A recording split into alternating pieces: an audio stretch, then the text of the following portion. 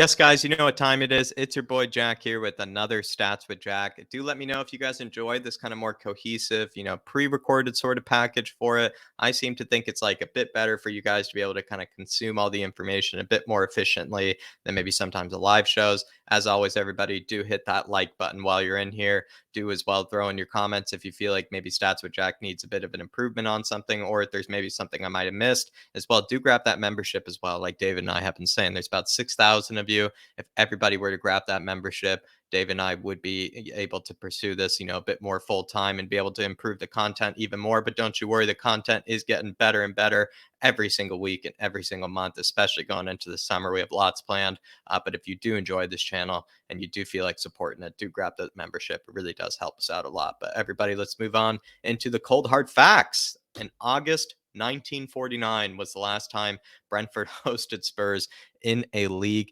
match. Only Chelsea have won more Premier League points from London derbies this season than Brentford. So Brentford, everybody, the second best London derby team this season. And then as well, the last time we even played them in some sort of domestic league match was in 1949. You would say this is a tough team to come up against. And if we were to get a result, would say a lot about the boys' resilience. Brentford have won 4 of their last 5 league matches. They're coming into really good form here, scoring 11 and conceding 4. They're coming in very good form here. Will they kind of kick off, the boots for sandals? I'm not sure yet. I feel like they're still going to wait a few more games before they kind of relax and, maybe just not, care too much about how the rest of the season goes. Kulusevski is already the third, is already has the third most goal contributions out of any player in the Spurs lineup at this stage, which I think is just absolutely impressive. And then says a lot about maybe Lucas Moura and Steven Bergwijn and the others. Maybe Steven Bergwijn not so much, hasn't been really given a chance, but I mean, still, I guess last season you could say sort of was. And the fact that Kulu has already shown up with 3 goals and 6 assists so far in just the Premier League alone is very, very impressive. But let's move on to the head to head, everybody. In terms of the all-time record with Brentford, haven't played them too many times. 24 wins, 13 draws, 6 defeats. Last 5 fixtures, we won 2-0, of course, this season. Won 2-0, I think, another time in this season, or maybe last season it was.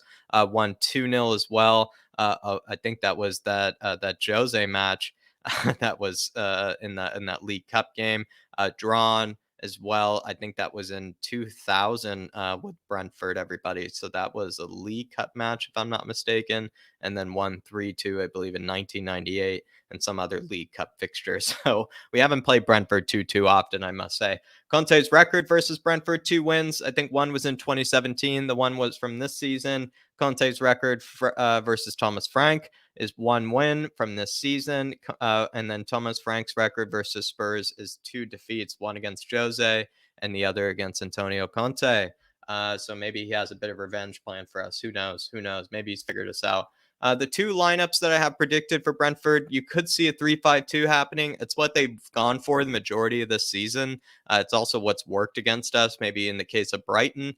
So you could see them switching to that. That would then involve maybe someone like Wisa dropping out from that left wing, and then them putting in someone like I think a Sorensen. They do have a few players injured though for this one. I think Sergi Canos is injured, if I'm not mistaken, as well. They do have a few important players that could be. I think Ethan Pinnock is injured for this one as well, and might be another player that I'm forgetting that is also actually out. This is the 3-5-2 that I would envisage them putting out there. They've also done a 4-3-3 though more recently. That's where kind of their results have come from in the last 5 games, have been more of a 4-3-3. But would they switch this up? I mean, they have gotten good results with it, but against the bigger teams, maybe they might go to that 3-5-2. So let me know, what would be the one they would go for? Would it be this 4-3-3, or would it be that 3-5-2? I think they have a better chance of winning with that 3-5-2. If you ask me, they would probably stifle us a bit better with that 3-5-2. Do let me know though, everybody. Do let me know. Moving on, the unsung hero, I think it has to be Christian Norgard. Probably one of the hardest working players in the Premier League this season, has played some of the most minutes in the Premier League this season. He's almost Brentford's kind of Pierre Højbjerg. He has the most passes completed under pressure in the entire Brentford squad. the most tackles and interceptions by a huge margin, the most passes into the final third by a huge margin, the most progressive passes by a huge margin, the most successful pressures, and the most ball recoveries. He's just been that midfield destroyer and that really hard worker in there. He really is relentless. And the reason why Brentford are probably a bit more comfortable than other teams, at this stage of the season is because of the really hard work of players like Christian Norgard. So everybody, do let me know what you think of his season. I think he's just someone that you have to label as an unsung hero. I mean, despite maybe him not being the most flashy players. He's not Embuemo, he's not Christian Eriksen or anything. He certainly fits, I feel like, the description of an unsung hero. But let's move on to the key player. I think it's not going to be a surprise. It's Ivan Toney. Christian Eriksen, you could put there. Embuemo, you could put there. But I think with Tony's stats, you would then see that he's actually been more of the creative force for Brentford this season than some would expect. Second most aerials won, and that's very impressive considering they're a team that's put under a lot of pressure. So the fact that he's actually still high up there in terms of aerials won and not maybe the center backs, as much as him. I think one center back's ahead of him. But the fact that he's even second place in terms of the squad of that is just impressive. Most goal contributions with 16, 12 goals, 4 assists, five of them being penalties. So seven penalty goals in the league this season, but matched up with 4 assists. Solid tally. Most key passes in the entire squad. Most through balls completed with 12, and 12 is a fair amount. And then the most targeted player as well by a huge margin, I do believe. And he has the most passes completed into the penalty area. So again, Ivan Toney, a lot of the stats would say that before Christian Eriksen's really come in here, he's been that creative force and probably still is one of the most creative players in that team. So don't be surprised if he pops up with that deadly pass or that deadly assist for a Brentford goal if it were to happen. I would say Ivan Toney is the man, and he certainly is good for their hold up play. How do Brentford attack? Let's go into the threats here. The first one is going to be Christian Eriksen from outside the box. I think we as Spurs fans, definitely know what I mean by this. That sort of 10 to 15 yard area in and around the 18-yard box, especially outside of it, is where Christian Eriksen thrives in those sort of positions. Like right there, he can play a deadly pass. He can, take a touch and bang. He can hit it first time. He can do a lot of dangerous things with it. So that's really what this threat is. And I think that's something if Brentford were to score tomorrow and if it were to be Christian Eriksen, I think the most likely way it could happen would be some sort of maybe moment outside the 18-yard area where he's able to just work his magic. So that's what I see happening here. It's kind of Embuemo just looking for someone, to be able to play the ball to. He cuts inside on Ben Davies, finds that Christian Eriksen kind of circling in and around the 18-yard area, and then is able to slot it over to him. Christian Eriksen hits it first time, like we know he can, into the top corner. Let me know what you think of that threat, everybody. I think it is very, very realistic. The next one is a Toney target man threat. And this is just because Toney has been actually a lot better at holding up the ball and being able to play in his teammates than maybe he's often given credit for. I could actually see why people want him as maybe a backup striker to someone like a Harry Kane because he actually offers you something a bit similar in terms of the hold up play. He doesn't have like the range of passing or like the high quality, world class levels of passing that Harry Kane does, but he has really good hold up play like Harry Kane does. He has good dribbling like Harry Kane does, and he still can play a decent through ball like Harry Kane can as well from time to time. So if you see this sort of run happening between Embuemo and Ivan Toney, don't be surprised because you saw it on Stats with Jack, the night before. He is good at being able to spin his man and being able to find those runs from Embuemo. You could say that the runs that they make off of each other, Toney and Embuemo, are a bit similar to the likes of Sonny and Harry Kane. So this is one of the other threats that I see happening. Let me know if you think this one is one that you could envisage. I feel like this is probably the most likely one of any of them, to be fair, to be honest. Any sort of thing involving Embuemo running in behind, I see as like a huge threat for them, or maybe a goal from a set piece, of course, as well. This one is just kind of Embuemo running in behind when they're kind of running out of ideas. The big threat here, I think, is when Embuemo comes up against players like Ben Davies. Ben Davies could struggle against, that kind of guy, really quick, left footed, knows how to cut inside really well and efficiently, has a good shot on him, can be, kind of aggressive with the way that he'll also go for goal, be a bit clever. He's expected to score goals. So I feel like Ben Davies actually will have a bit of a tougher test than he's used to, especially coming up against a guy like him. Do let me know if you see Ben Davies being able to cope with him. And these sort of runs in behind can often be that outlet ball for Brentford. And from there, they can then just be able to find some sort of teammate like a Christian Eriksen making a late run. And then Christian Eriksen can have the class to be able to skip by Eric Dyer and score a goal. But let me know, everybody, do you see Mbuemo playing a huge role tomorrow? If they were to play well, I do see him. How do Brentford defend? This is a really good question. With the 3-5-2, I see them defending very well. They can defend very compact, and then they also can be able to put a lot of pressure on us in the midfield with the likes of Jan out, with the likes of Norgard, Christian Eriksen as well, if he's up for it. Ivan Toney and Mbuemo are perfectly fine pressing with a two-man front. They're very, very used to it from the beginning of the season. They also have those hardworking fullbacks. With the 4-3-3, I don't really know how their defensive shape would look as much, and I don't really know, how differently they play with the 4-3-3. I would imagine with the 3-5-2, what could cause us trouble is that hardworking midfield. The fact that those fullbacks are a bit more defensively sound than they are really going forward. So if they do press high with those fullbacks, the fullbacks could be capable of winning a ball very high up the pitch in our own area and whatnot, causing us a bit of trouble. And then the center backs. The one thing though with those center backs is if we make runs behind and there's lots of green grass behind those center backs, you could see us having a lot of success because they're big, tall, and scary, but they're not very quick and not very mobile. So they could leave a lot of space in behind them. And if they do leave space in behind them, I expect players like Sonny and Kulu to really take advantage of that. Even Harry Kane to take advantage of that. So it depends. Like with that 3-5-2, they could be really successful, really compact. Or if they wanted to press us high, they could find a lot of success with a lot of hardworking players in that lineup. But then they would leave a lot of space in behind for the likes of Sonny to hurt you and probably cause you a lot of damage. But let's move on, everybody, to Spurs. And how can Spurs win this game? This is the predicted lineup. Pretty much the same thing from last week. I don't really expect it to change, maybe apart from Sassuolo, coming in for this one. Do let me know if you think Sassuolo would be better for this one. We've gone for Christian Romero for an unsung hero.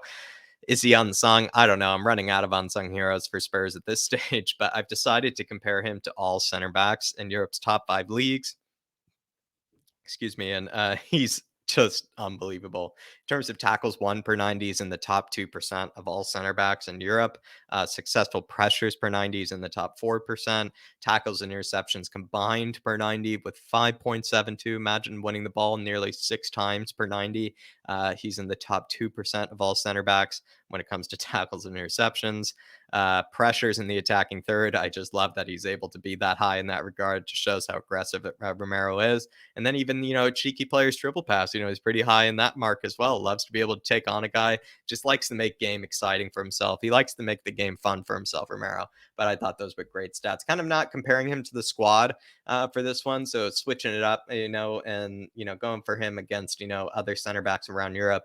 And we will do a show at one stage where we will talk about Christian Romero being one of the best center backs in Europe, especially when it comes to the stats. But Harry Kane, key player, probably pretty obvious, but let's compare him to all forwards in the Premier League so far this season.